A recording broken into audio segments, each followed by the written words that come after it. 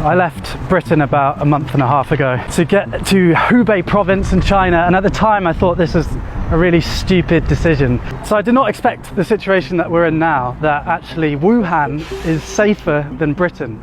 How has China taken control of this crisis? Well, I've been living in Shanghai with Wuming for the last 3 weeks. I want to show you a bit of an insight into life here in China at the moment, and in particular 3 things the Chinese government have done to control the crisis that I think would be pretty hard in Britain. It's not all sunshine and daffodils. I'll talk a bit about the darker side at the end of the video. The Chinese government collect an immense amount of data about their citizens, and they're using it in novel ways to tackle the coronavirus. Every time Wuming and I want to leave the apartment complex, she's got to scan her face, and those images, as well as the images from all the CCTV cameras in China, of which there are about 200 million, are fed into a central database and then analysed using machine learning. So it means basically if you're in sight of a camera with about 5 on this crossroads, then it's likely that the Chinese government have analysed your face and know where you are. Another big source of data is the WeChat app. You might have heard of it.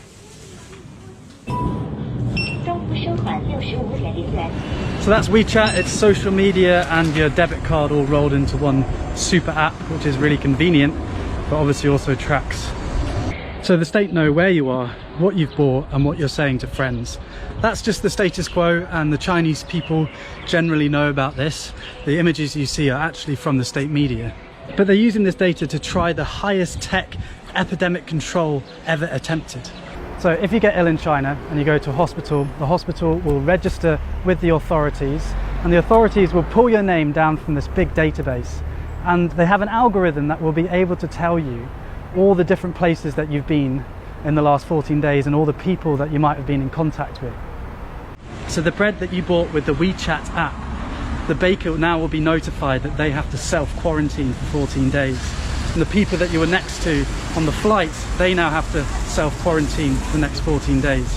Every single citizen has a code, red, amber or green. I guess you are yellow. Why? Why? Because you come to Shanghai, not have 14 days. I'm a green. Safe. But if I'm yellow, shouldn't you be yellow? No, just you are yellow. Maybe next week you are green. Good. Some city only green. You can drive car on the road. If you the other colors, you can't drive on the road. Yes.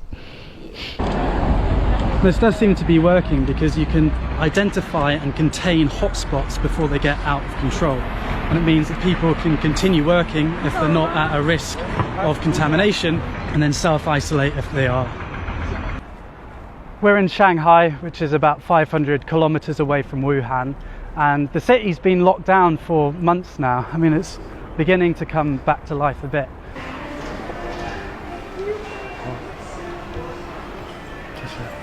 Last time I was here, there was basically no one here, so it's good the city's beginning to open up a bit. But generally you're not allowed to eat in the restaurants, you're allowed to buy takeaway, but you're not allowed to sit down and eat. This is Wuming's Tai Chi studio.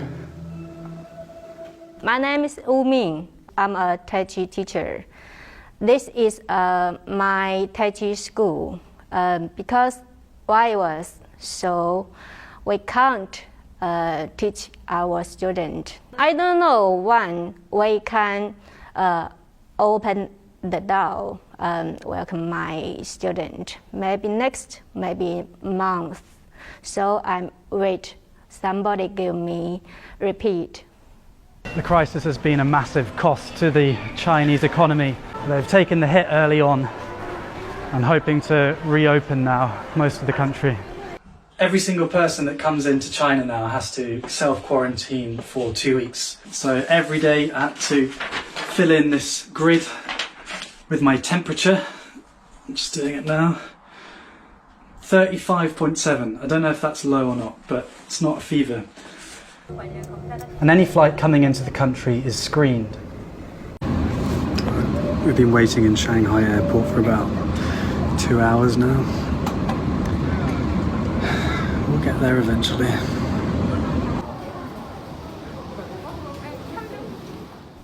Compare that to Britain, where many flights left Italy, the centre of the European outbreak. On arrival, not even temperatures were taken.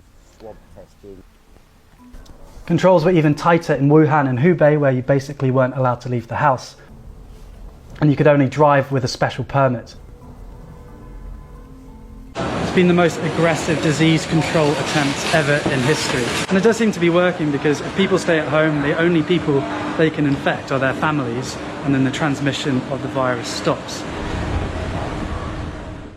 So complete lockdown, tracing those with the virus with big data, and the glue that holds it all together is the intense promotion of social solidarity. The government have framed this as a people's war against the virus. There does seem to be a coming together of China. For example, 20,000 medical workers flew into Wuhan to help with the crisis. There's moving images of the doctors, both male and female, having their hair cut because supposedly there isn't time to shower.